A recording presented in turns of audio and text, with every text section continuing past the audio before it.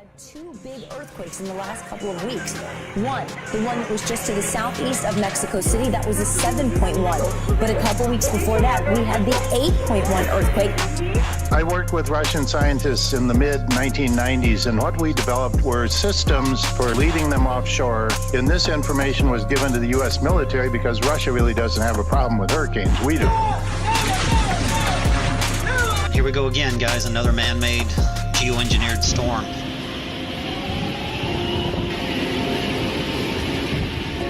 And knowing that the government, the bankers have the ability to knock these things out with their weaponry, their electromagnetic weaponry, but they're not. They're going to feed it. Barbuda, which has already been destroyed, half of the population there is homeless.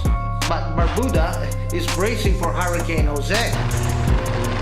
They're remotely controlling it with HARP. Hurricane Irma and Jose are basically man-made with this technology that I'm about to show you. Basically, these are frequency weapons, so to speak, or weather modification technology off the west coast of Africa. How actually do they form? Well, believe it or not, a hurricane is sort of like a bowling ball. They form off the coast of Africa as a small breeze, and then they gather energy as they go toward warm water across the Atlantic. Agenda, while he lets everybody on the ground do the work that they are well equipped to do, it's an obvious man-made, not man-made, natural, incredible disaster that Texas is dealing with. And so the federal... There is geoengineering, there is weather manipulation, there is the weaponization of weather, there is everything. It's admitted, it's known, there's evidence of it, it's on the internet. The Air Force has gotten great value out of HARP in the past 2 years.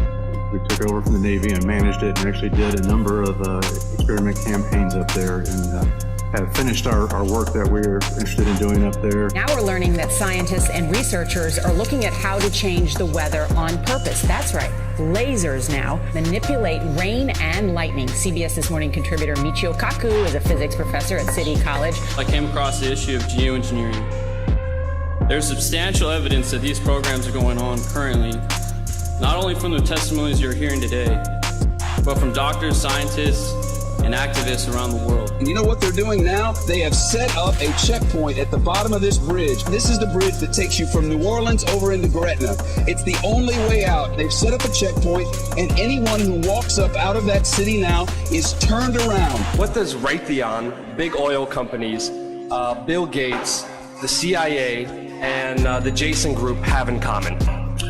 Well, all of those groups are involved in thinking about and researching geoengineering. We've moving on to other ways of managing the ionosphere, which the HARP was really designed to do, was to inject energy into the ionosphere, be able to actually control it.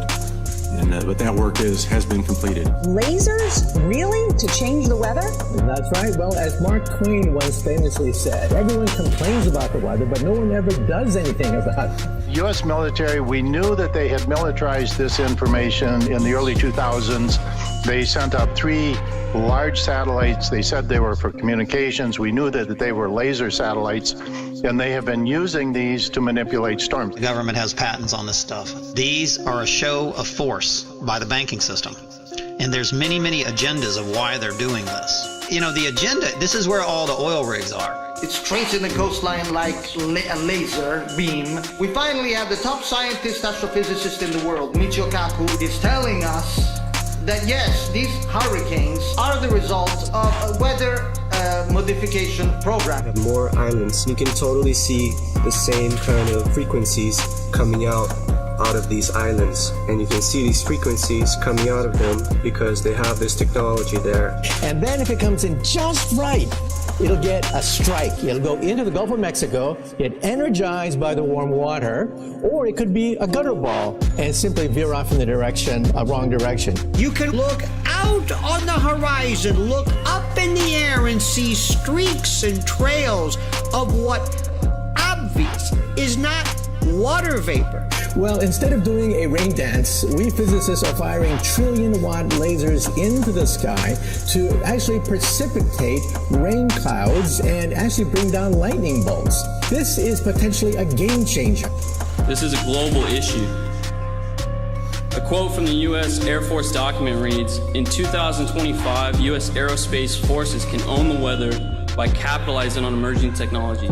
You are not allowed to go to Gretna, Louisiana from New Orleans, Louisiana. Look in the face of the baby. This is it. This is it. No sugarcoating, no political spin, no Republicans with Democrats. People suffering. Let them go. Bill Gates, for example, is investing in a number of geoengineering companies and projects. He's backing scientists doing that kind of work. The security state is taking a close interest in it. They're carrying out inquiries. And the way they do this, hurricanes, we first have to dispel this myth that hurricanes are somehow created and maintained by warm water. Totally incorrect. The hurricanes are powered by electrical currents from the ionosphere. Now, I told you when Harvey hit, they were going to raise gas prices. We already have a gas increase already, about 35 cents right now than when it was before the storm. The skies are sprayed with nanoparticles. You might as well have said chemtrails, because they're the same thing, delivery systems for nano dust. They're spraying the skies with nanoparticle. This technology, gonna zoom out a little bit, is creating these spindles, so to speak, right? You can totally see all of these and all of these. And they will say, those are contrails. Those are from jets. Where? Cross-hatched jets? What are you talking about? These seeds can also be created by laser beams. By firing trillion-watt lasers, you rip apart the electrons, creating what are called ions, and these ions act like seeds, like dust particles, bringing down rain and even lightning. There are also doctors like David Keith, Alan Roebuck, and Ken Caldera, all trying to convince the American people that these climate engineering programs are a good thing to help fight global warming. When confronted, they deny these programs exist. They began talking about, for example, a sulfate aerosol shield that would reflect some sunlight back into the atmosphere and cool the planet. A very, it sounds like crazy science fiction, but in fact it's a very serious proposal getting a lot of work. The government issued a warning stating that because of the warm waters of the Gulf of Mexico, this hurricane season, which goes on till the end of November, could be one of the worst in memory. So watch out, there could be more monster hurricanes to come. Using weather as a weapon. American scientists fear the country's intelligence service might be looking for ways to control the climate. We don't know if it's possible to create a cloud in the stratosphere or to brighten clouds out over the ocean, the two ideas that people are looking at. But be that difficult, we don't know. I don't know what motivates the CIA. I guess they want to protect the United States. But we can't think of any way that you could control the climate of one part of the world without controlling the whole world. Putting clouds in the stratosphere would have a global effect, not a local effect. And so it's hard to think of a way it could actually be weaponized, but maybe they want to think about that. I don't know. Geoengineering is weather modification on a global scale. Many refer to this as chemtrails. The dispute as to whether or not these programs are going on is really a moot point. We have more than enough data. We have actual footage. As you're seeing now to show that these tankers are indeed spraying at altitude. The materials we see showing up in the ground are the exact materials named in numerous geoengineering patents, as many as 150 patents. So at this point, the notion that these programs are not going on is simply denial. Skies like this, many have grown to think are natural, but they're anything but.